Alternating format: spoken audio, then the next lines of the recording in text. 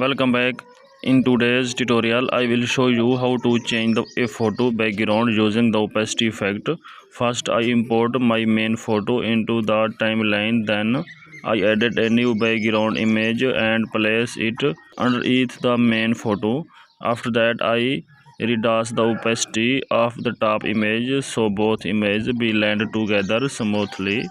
I adjusted the transparency until the background looks natural and balanced.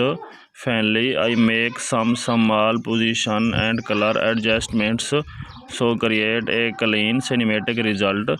And that's it. A simple opacity trick can completely transform your photo.